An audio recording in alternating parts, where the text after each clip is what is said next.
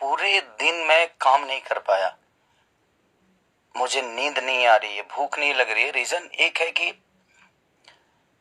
मैं एक पिता भी हूँ।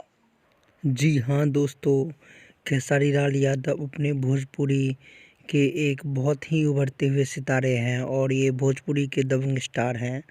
ज़रा सा ये अपने बातों के लिए और बाकी सारे भोजपुरी मीडिया के कंट्रोवर्सी के लिए चर्चा में बने रहते हैं।